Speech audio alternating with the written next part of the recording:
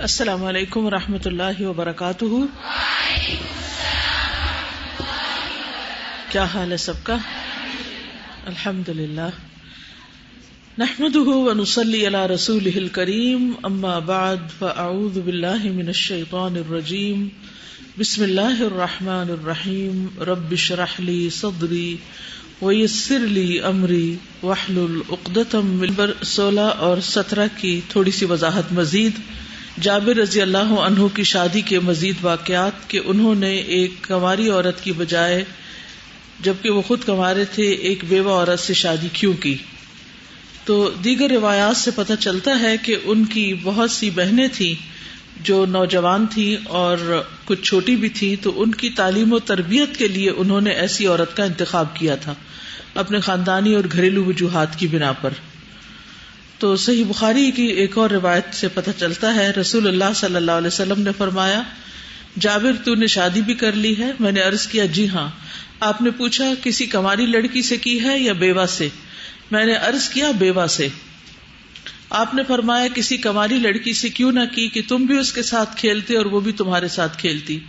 میں نے عرض کیا کہ میری کئی بہنیں ہیں اور میرے والدین کا انتقال ہو چکا ہے، اس لیے میں نے یہی پسند کیا کہ ایسی عورت سے شادی کروں جو انہیں جمع رکھے، یعنی ان کے درمیان ایک بانڈنگ ڈیولپ کرے، ان کے کنگھی کرے، ان کی نگرانی کرے، یعنی ان کی خدمت بھی کرے اور ان کے اوپر سپرویژن بھی ہو.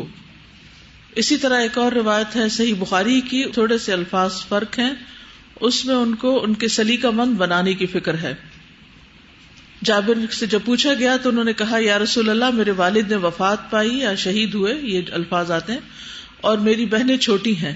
مجھے برا لگا کہ میں انہی کی طرح کی عورت سے شادی کروں جو نہ ان کو ادب سکھائے گی اور نہ ان کی نگرانی کر سکے گی. تو یہ بھی کتنی سمجھداری کی بات ہے کہ انہیں پتا تھا کہ چھوٹی عمر کی لڑکی سے یہ توقع نہیں رکھنی چاہیے. ہمارے ہاں شادی تو چھوٹی عمر کی لڑکی سے کرتے ہیں لیکن توقعات ان سے ایک میچور بڑی خاتون کی طرح کی رکھی جاتی ہیں. اس سے بھی بعض اوقات پھر فرسٹریشن ہوتی ہے اور گھروں میں جھگڑے ہوتے ہیں.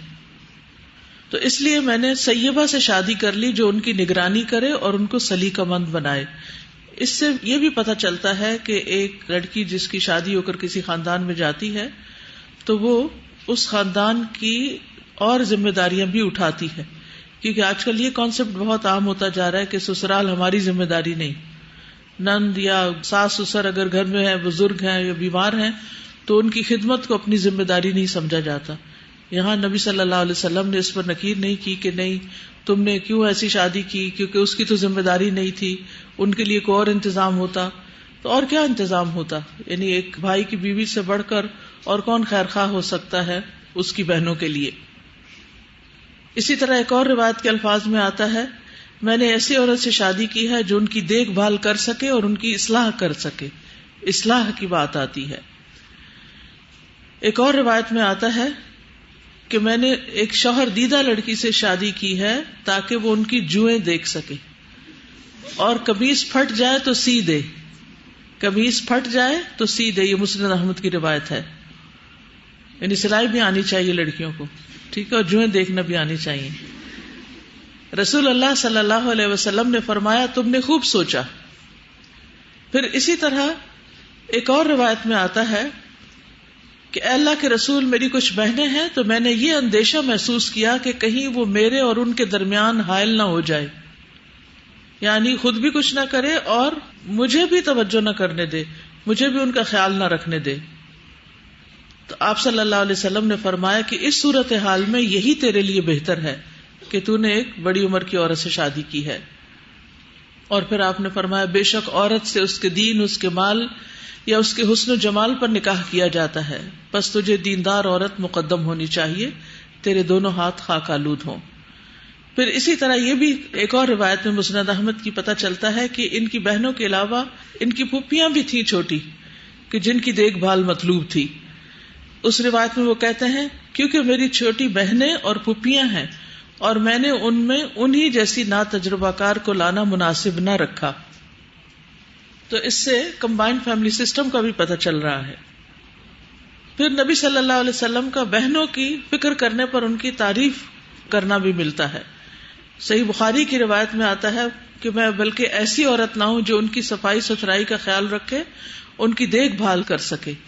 آپ نے فرمایا کہ تم نے اچھا کیا. تو آپ صلی اللہ علیہ وسلم نے ایک اور روایت میں ان کو برکت کی دعا بھی دی اور فرمایا قد اصبت، کہ اللہ تمہیں برکت دے یا تمہیں بھلائی نصیب کرے. باب تزویج الصغار من الکبار، باب شادی کر دینا چھوٹی لڑکی کا یا چھوٹی عمر کی لڑکیوں کا من الکبار بڑی عمر کے مرد سے، یعنی ایج ڈفرنس کا زیادہ ہونا. کیا اسلام اس میں کوئی ممانعت رکھتا ہے یا اس کو ناپسند کرتا ہے؟ حدثنا عبداللہ بن یوسف حدثنا اللیث عن یزید عن عراق عن عروۃ ان النبی صلی اللہ علیہ وسلم خطب عائشۃ الی ابی بکر، نبی صلی اللہ علیہ وسلم نے پیغام نکاح بیچا عائشہ رضی اللہ عنہا کے لیے ابو بکر کی طرف.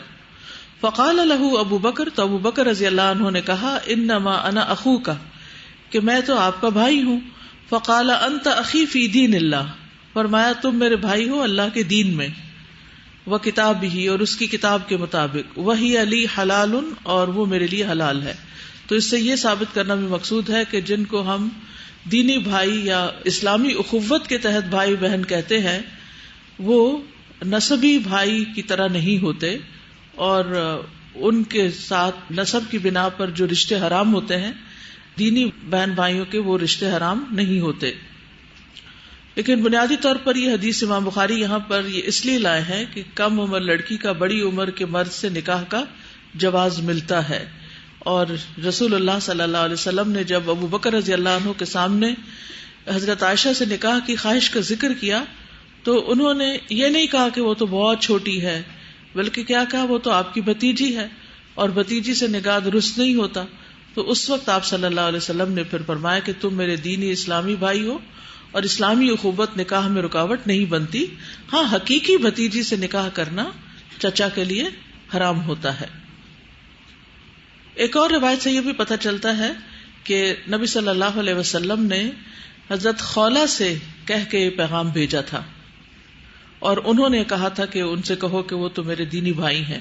اور پھر جو جواب، تو پھر یعنی خولہ ان کی ایک طرح سے وکیل تھی، ان کے نیابت میں بات کر رہی تھی، تو وہ دراصل آپ ہی کی بات تھی.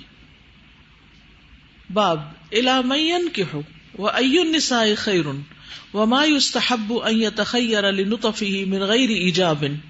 باب الی من ینکح، کس سے نکاح کیا جائے، وای النساء خیر، اور کون سی عورتیں بہتر ہوتی ہیں، وما یستحب، اور کیا مستحب ہے، ان یتخیر لنطفه، کہ مرد اپنے نطفے کے لیے انتخاب کرے، یعنی اچھی عورت کا، من غیر ایجاب، واجب ہونے کے بغیر.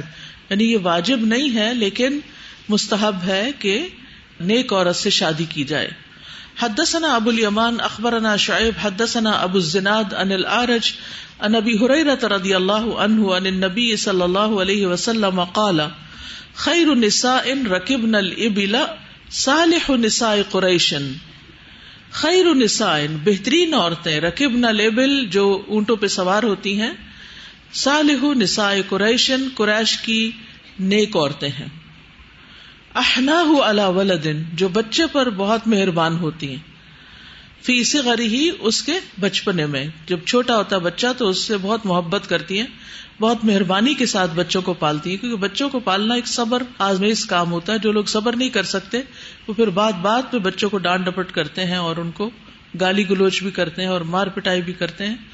تو اس کے برعکس جو قریش کی عورتیں ہوتی ہیں وہ اپنے بچوں کے لیے بہت مہربان ہوتی ہیں. وَأَرْعَاهُ عَلَى زَوْجٍ فِي ذَاتِ يَدِهِ، اور زوج کے ہاتھ میں جو ہوتا ہے یعنی اس کا مال و متاع، اس کی خوب نگرانی کرنے والی ہوتی ہیں، یعنی مال پیسہ ضائع نہیں کرتی. تو یہاں بیسیکلی امام بخاری جو باب لائے ہیں اس باب سے ان کا مقصد یہ ہے، یہ بتانا کہ آئندہ نسل کے لیے بہترین عورت کا انتخاب کرنا چاہیے، کیونکہ یہاں پر بچے کی تربیت کے حوالے سے نبی صلی اللہ علیہ وسلم نے عورت کی تعریف کی کہ کس قسم کی لڑکی سے شادی کی جائے جو آئندہ نسل کو اچھی طرح پالنے کے قابل ہو. یعنی عموماً لڑکی سے شادی کی جاتی ہے اس کے حسن و جمال کی بنا پر، اس کی نزاکت کی بنا پر، اس کی ڈگری یا اس کے جاب یا اس کے مال کی بنا پر، لیکن بعض اوقات یہ ساری خوبیاں ہوتی ہیں مگر وہ لڑکی بچوں کی پرورش کرنے کے لائق نہیں ہوتی، یا گھر داری نہیں اس کو آتی، یا سنبھال نہیں سکتی گھر کو، تو شادی کے موقع پر ہمیشہ یہ خیال رکھنا چاہیے کہ جس بچی کو ہم گھر لا رہے ہیں اس نے اگلی نسل کو پروان چڑھانا ہے، تو ان کے لیے یہ کیسی ماں ثابت ہوگی. اور اس حدیث سے یہ بھی پتہ چلتا ہے کہ جو نکاح کرے وہ قریش کی عورتوں سے کرے، یعنی اگر چوائس ہو، یعنی کہ واجب نہیں ہے. اس سے اس عقیدے کی بھی تردید ہوتی ہے جس میں یہ کہا جاتا ہے کہ سیدہ عورت سے شادی نہیں کر سکتے. یعنی پچھلے دنوں کسی کا ایک سوال تھا اسی طرح کا، اور بہت اس میں اصرار تھا کہ اس بات کو روکا جائے کہ ایک غیر سید مرد جو ہے وہ سید خاندان کی یا سید زادی سے نکاح کرے، کیونکہ اس میں آپ صلی اللہ علیہ وسلم کے خاندان کی توہین ہے، کیونکہ عورت کو تابع ہونا ہوتا ہے مرد کے، تو مرد ایک سید زادی کو اپنے تابع نہ کرے. اور اس قسم کی بہت سے باتیں، یہ باتیں کبھی آپ نے بھی سنی ہیں؟ اس طرح کی باتیں ہمارے معاشرے میں عام ہیں، اور بعض اوقات ذات پات کی بنا پر غیر سید لڑکے سے شادی کی نہیں جاتی، لڑکیاں بوڑھی ہو جاتی ہیں. خود ہمارے اپنے خاندان میں میں نے دیکھا کہ کچھ لڑکیوں کی شادی نہ کی گئی، یعنی ہمارے سے اوپر والی نسل کی بات ہے. ہمارے والد نے اس میں ایک بولڈ سٹیپ لیا اور پہلی دفعہ میرا رشتہ جو ہے وہ خاندان سے باہر ہوا. تو اس میں یہ تھا کہ بہت اسٹرکٹلی اس بات کو فالو کرتے تھے کہ خاندان سے باہر، یعنی سید سے باہر شادی نہیں کرنی. تو یہاں پر کیا بتایا جا رہا ہے کہ مردوں کو کہ تم خود سید ہو یا نہیں، لیکن قریش کی عورتیں بہتر ہیں، ان سے شادی کرنی چاہیے. یعنی اگر موقع ہو یا اگر بہترین نسل کا انتخاب کرنا ہو تو پھر یعنی جہاں اور بہت ساری خوبیاں ایک نیک عورت میں ہوتی ہیں، وہاں حسب نسب کے اعتبار سے اگر اس کو کنسیڈر کرنا ہے تو یہ خواتین بہتر ہیں. اور اس میں بھی صرف حسب نسب نہیں ہے، اصل میں دو بڑی خوبیاں بتائی گئی ہیں. ایک تو شوہر کے مال کی حفاظت، اور دوسرے بچوں کی اچھی تربیت. آپ دیکھیں کہ اس عورت کا گھر کتنا پرسکون ہوگا کہ جس میں فضول خرچی نہ ہو، اور اس کی توجہ صرف اپنے پہننے اوڑھنے کی طرف نہ ہو کہ میں ہر روز نت نئے کپڑے بناؤں یا اپنے آپ کا بناؤ سنگار ہر وقت اس کا مطلوب ہو، بلکہ اس کی پرائرٹی کیا ہو کہ اپنے لیے ایک اچھی نسل کو تیار کرے اور اس کو اپنے لیے غنیمت سمجھے، یعنی وہ صدقہ جاریہ کمائے.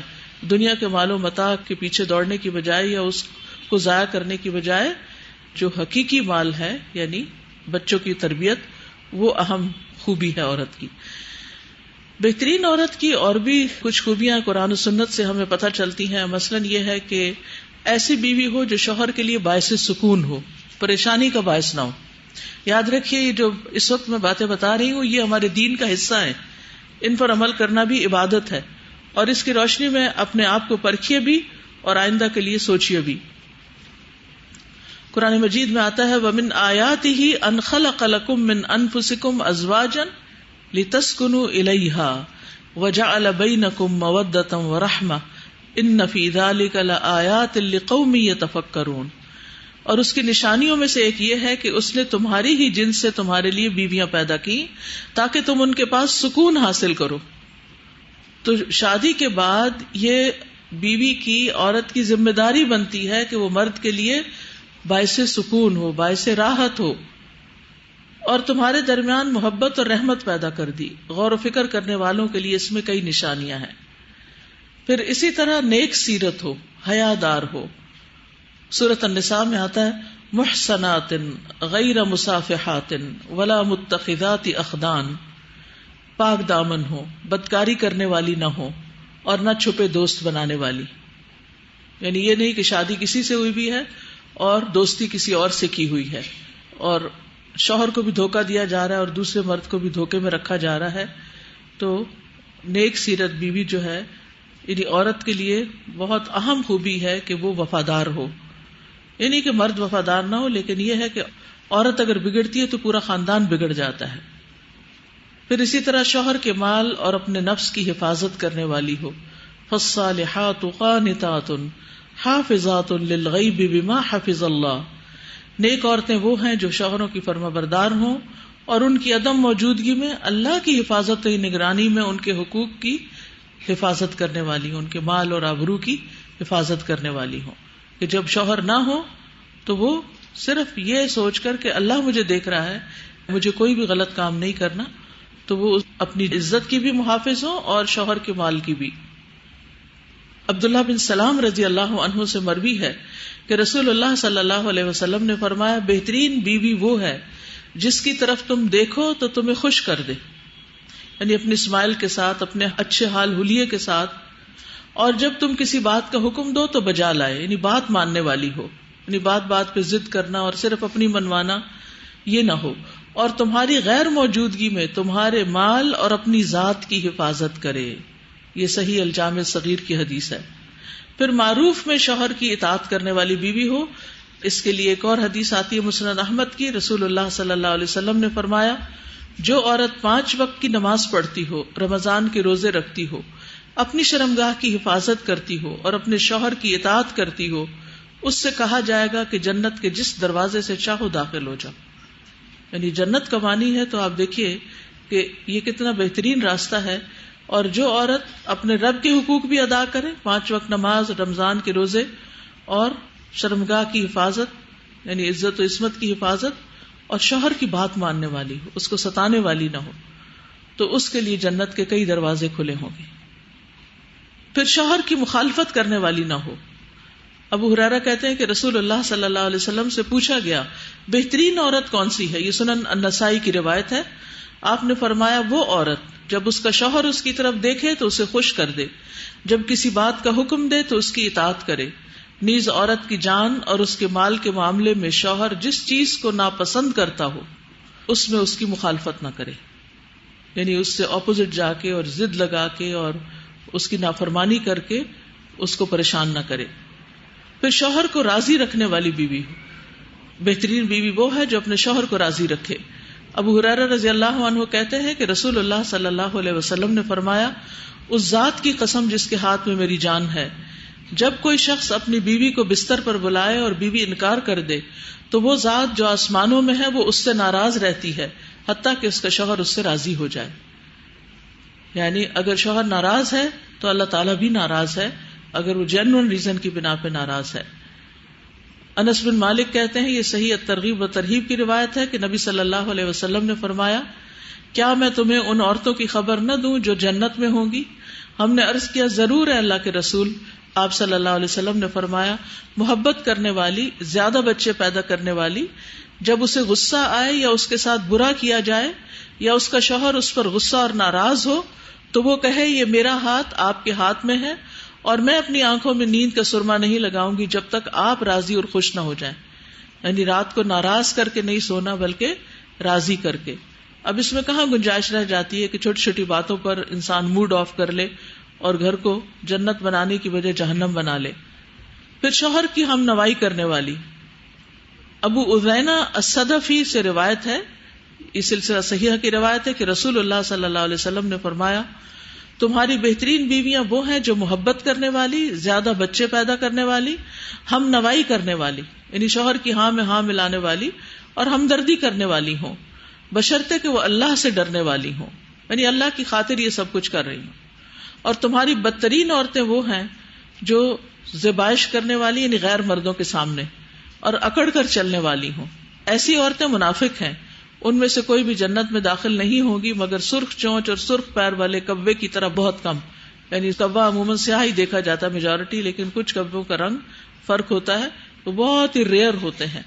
یعنی یہ ریئر کوالٹیز والی ریئر خواتین جو ہیں یہ جنت میں جائیں گی. تو اس لیے ہم سب کو ان حدیثوں پہ ناراض ہونے کی بجائے اپنے طرز عمل پہ نظر ثانی کرنی چاہیے اور شوہر کو بھی اور اللہ کو بھی راضی رکھنا چاہیے. عبداللہ ابن عمر بیان کرتے ہیں کہ رسول اللہ صلی اللہ علیہ وسلم نے فرمایا، اللہ اس عورت کی طرف نظر رحمت سے نہیں دیکھتا جو اپنے خامند کا شکریہ ادا نہیں کرتی حالانکہ وہ اس سے بے نیاز نہیں ہو سکتی. یعنی اس کو ہمیشہ اس کی ضرورت رہتی ہے، لیکن پھر بھی جو کچھ وہ لا کر دیتا ہے، جو بھی سہولت وہ فراہم کرتا ہے، اس پر وہ شکر گزار نہیں ہوتی.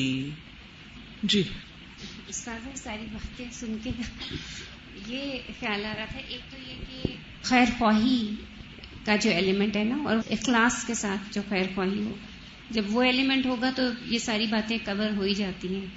اور پھر دوسری یہ کہ معاملات کو فوراً سیٹل کرنا، چھوٹی چھوٹی باتوں کو لمبا نہ کرنا اور رات کے رات میں ہی ریکنسائل کر لیں. استاذہ یہ تو پڑھ کے لگتا ہے کہ عورت کا اصل امتحان اس کا شوہر ہی ہے. بالکل واقعی.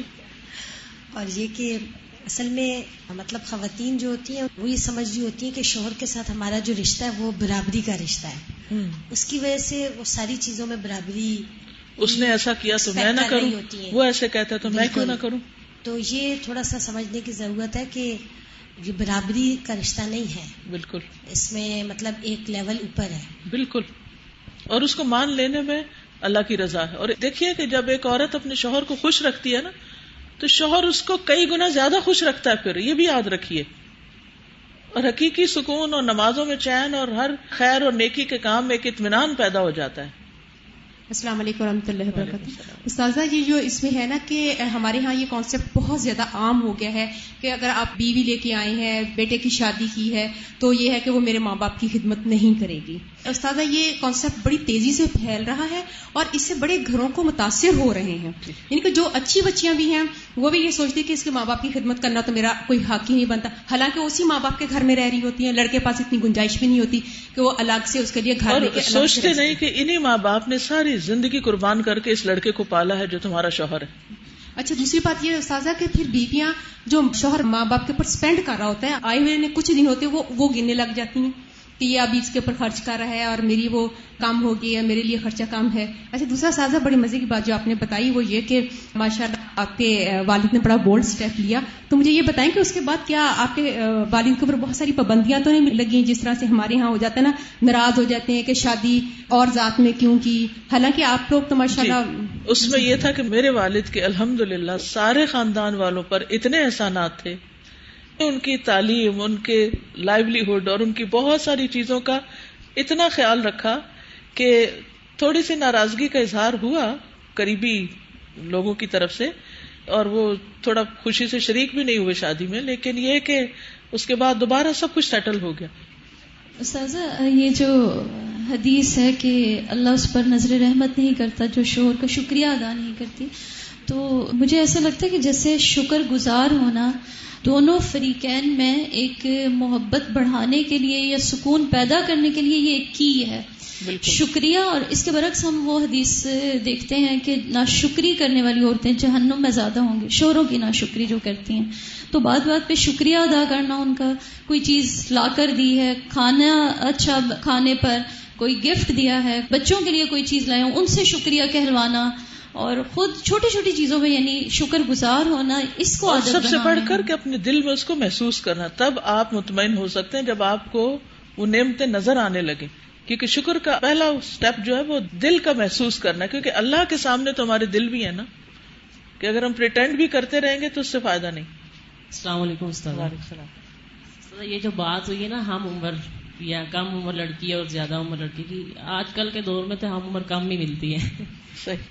میری والدہ 15-16 تھی اور میرے والد 40 تھے، اور اس میچورٹی کے ساتھ انہوں نے پھر بچوں کی تربیت کی. ایک طرف ایک ینگ خاتون تھی اور ایک طرف ایک میچور والد تھے. ہمارے لیے تو بڑا اچھا تھا. کل میری خالہ آئی ہوئی تھی تو میں نے ان سے کل دوبارہ پوچھا، کیونکہ ان کا اور امی کا 8 سال کا فرق ہے، تو وہ کہتی مجھے سب یاد ہے جب رشتہ بھی ہوا اور شادی بھی ہوئی. بلکہ الحمدللہ یہ ساری کہانیاں کتاب میں جمع ہو رہی ہیں تاکہ اور لوگ بھی فائدہ اٹھا سکیں. تو میں نے کہا کہ امی نے انکار نہیں کیا تھا، یعنی آپ کے تو سامنے تھا، کیونکہ میرے جو نانا تھے انہوں نے وہیں خود ہی، یعنی جب یہ میرے والد نے رشتہ ڈالا تو ادھر ہی طے کر لیا. اور گھر آ کر جب بات کی نانی سے تو نانی نے کہا، وہ جٹ خاندان سے تھی، تو وہ کہنے لگی کہ میں جا کے نہر چروڑنا تو آپ پہ بھی چھال مار دیں گا. وہ بالکل راضی نہیں تھی کہ یہ رشتہ ہو. تو میرے نانا نے بڑے آرام سے سمجھایا کہ پھر تو ہمیشہ ہمیشہ نہر چی ڈبکیاں کھاندی رہیں گی، یعنی وہ خودکشی کی سزا جو ہے وہ کیا ہوگی. تو بہرحال سمجھانے پر میری نانی بھی سمجھ گئی، لیکن میری والدہ نے بالکل کوئی انکار نہیں کیا، اور بعد میں بھی ان کی ہر بات کو آرام سے مان لیتی تھی. تو یہ جو اطاعت گزاری والی اور ہمبل ہونا اور اپنے حیثیت اور مقام کو سمجھنا، حالانکہ میرے نانا جو تھے وہ ذیلدار اور نمبردار، شاید آپ کو گاؤں کی زندگی میں پتہ ہی ہوگا کہ کافی یعنی ایسا گھرانہ تھا کہ جس میں یعنی جب والد جو ہوتے ہیں وہ کسی بڑی پوسٹ پر ہوتے ہیں تو بچوں کے اندر خواہ مخواہ کی ایک بلا وجہ ہی یعنی ان کا کوئی اس میں کمال نہیں ہوتا، ایک اکڑ سی آ جاتی، لیکن کوئی اکڑ نہیں آئی، ایک ہمیشہ ایک ہمبلنس رہی، اور اس کے پھر اپنے فائدے ہوتے ہیں۔ استاد یہ جو سسرال کی خدمت کی بات ہے نا، تو ہم میں یہ چیز بہت آ جاتی ہے، ہم ساس اور سسر کو پرایا سمجھتے ہیں، اپنے والدین نہیں سمجھتے۔ اور سب سے بڑی بات یہ ہے کہ اگر ہم اللہ کے شکر گزار ہیں تو پھر ہم شوہر کے بھی شکر گزار ضرور ہوں گے۔ بالکل جس طرح حضرت اسماعیل علیہ السلام کا واقعہ ہے کہ حضرت ابراہیم علیہ السلام آئے ہیں تو وہ شکار پہ گئے ہوئے تھے، تو وہ بیوی نے ناشکری کی ہے تو انہوں نے کہا کہ اس اپنی دہلیز کو بدل دو۔ تو آج استاد میں یہ واقعہ بتانا چاہتی ہوں کہ جو لاپرواہی کرتی ہیں عورتیں بچوں کے لحاظ سے، تربیت کے لحاظ سے، تو ایک لاپرواہی سے 1 منٹ میں گھر جو ہے نا وہ اجڑ جاتا ہے۔ استاد یہ بیٹا تھا اس کا 2 سال کا، تو وہ اس طرح تھا کہ وہ شاپنگ کے لیے باہر نکل گئی اور آیا کے پاس اس کو چھوڑ گئی۔ تو استادہ سردی تھی، ہیٹر روم میں لگا ہوا تھا اور آیا اپنا کچن میں کام کر رہی ہے، اور وہ بیٹا وہ کھیلتا کھیلتا نا وہ ہیٹر کے پاس آ گیا۔ استادہ وہ پتہ نہیں کس طرح اس کے اوپر گرا ہے اور وہ جل گیا، اور آیا اپنا کام کرتی رہی ہے اور اس کا کام وہاں پہ تمام ہو گیا۔ تو جب وہ ماں واپس آئی ہے آ کے دیکھا کہ بیٹا تو بالکل ختم ہو گیا اور جل گیا ہے، تو پھر شوہر کو پتا چلا، وہ آیا اور اس نے آتے ہی اس کو کھڑے کھڑے کہہ دیا کہ تم میرے گھر سے نکل جاؤ، تمہاری وجہ سے میرا بیٹا جو ہے نا وہ دنیا سے چلا گیا، بیٹا بھی چلا گیا اور گھر بھی برباد ہو گیا۔ اللہ رحم کرے۔ جی السلام وعلیکم السلام۔ جیسے آپ نے کہا نا کہ آپ کے فادر کی ایج زیادہ تھی، تو ماشاءاللہ میرے فادر کی ایج جو ہے نا ابھی وہ 87 ہے، اور میری مدر کی جو ایج ہے وہ 47 40 ایئرس کا فرق۔ اور جو میرے ہسبینڈ ہیں ان کی ایج 46 ہے اور میں 28 کی ہوں۔ تو جو یہ کہتے ہیں نا کہ جو بڑے آدمی سے شادی نہیں کرنی ہے، وہ نہیں، بڑے آدمی بہت کیئرنگ ہوتے ہیں، وہ میرا ہر چیز پہ بہت خیال رکھتے ہیں، الحمدللہ۔ جبکہ مجھے کچھ چیزوں کا پتہ بھی نہیں ہوتا تو وہ مجھے بتا رہے ہوتے ہیں کہ تم نے یہ بھی کرنا تھا، ایسے بھی کرنا تھا۔ جو ینگ لڑکے ہوتے ہیں عام طور پر اتنے ذمہ دار نہیں ہوتے، لیکن یہ کہ جو بڑی عمر کے لوگ ہوتے ہیں وہ ہر چیز کی ذمہ داری قبول کر رہے ہوتے ہیں۔ جی آپ کچھ کہہ رہی ہیں؟ اس میں یہ ہے کہ جو ابھی بار بار بات ہو رہی ہے کہ بڑی عمر کا مرد ہو یا لڑکی یا چھوٹی عمر کی، دونوں کے جو ایج ڈفرینس ہے، اس میں ایک چیز بہت اہم ہے کہ شادی یا رشتہ کرتے ہوئے دونوں کو پہلے یہ بات بتا دی جائے اور باقی سب بھی سمجھ لیں کہ جو عمر کا ڈفرینس ہے یہ ہر چیز پر اثر انداز ہوگا، دونوں کے جذبات پہ، دونوں کے خیالات پہ، دونوں کی سوچ میں، حتیٰ کہ دونوں کے تجربات تک ڈفرینٹ ہوں گے۔ بالکل۔ اگر وہ پہلے سے اس بات کو سمجھتے رہیں کہ ہاں ہم نے ان سب کے ساتھ قبول کرنا ہے، تو پھر جو ہے یہ رشتہ صحیح طور پر چلے گا۔ یعنی یہاں یہ نہیں پڑھایا جا رہا کہ یہ لازم ہے ایسا ہی کریں، ایسا نہیں پاسبل۔ یہ ساری ڈفرینٹ سچویشنز دی جا رہی ہیں۔ صرف یہاں امام بخاری کے ابواب کو لانے کا مقصد یہ ہے کہ اسلامی لحاظ سے اس میں حرج نہیں، باقی کسی کا دل مانتا ہے یا نہیں مانتا وہ پھر اس کی اپنی چوائس ہے۔ اگر کسی لڑکی کا دل نہیں مانتا کہ وہ اپنی عمر سے ڈبل عمر کے ہسبینڈ کو ایکسپٹ کرے تو اس پر کوئی گناہ نہیں ہے، یہ بھی یاد رکھیے۔ یعنی اگر کسی لڑکی کا ایسا رشتہ آتا ہے کہ مرد تو 60 سال کا ہے اور لڑکی 40 سال کی ہے یا 30 سال کی ہے، اتنا بڑا ڈفرنس تو وہ سمجھتی کہ میں نہیں گزارا کر سکتی، کوئی گناہ کی بات نہیں۔ لیکن اگر کوئی ایکسپٹ کرتا ہے تو کسی کو حق نہیں کہ کوئی میلی آنکھ سے دیکھے، ٹھیک ہے۔ یہ دین کی وسعت بتائی جا رہی ہے، کیونکہ عام طور پر ہمارے ہاں جو طریقے بنے ہوئے ہیں کہ اگر کسی کا ایسا رشتہ ہو جائے تو پھر کیا کرتے ہیں، اس پہ ترس ہی کھاتے رہتے ہیں، اس لڑکی کے ساتھ بڑی زیادتی ہوئی، یا اگر لڑکا چھوٹی عمر کا اور لڑکی زیادہ عمر کی ہے، یہ بھی ہوتا ہے، تو اس پہ بھی پھر ترس ہی کھاتے رہتے ہیں۔ تو اصل بات یہ ہے کہ آپ کس کے ساتھ نباہ کر سکتے ہیں اور کس کے ساتھ نہیں، اور نباہ کرنے کے لیے کچھ ٹریٹس ہوتے ہیں۔ جب انسان سوچتا ہے کہ میں نے کرنا ہے تو پھر کر بھی لیتا ہے، اور اگر نہیں کرنا اور سوچے کچھ اور ہے تو پھر مشکل ہے۔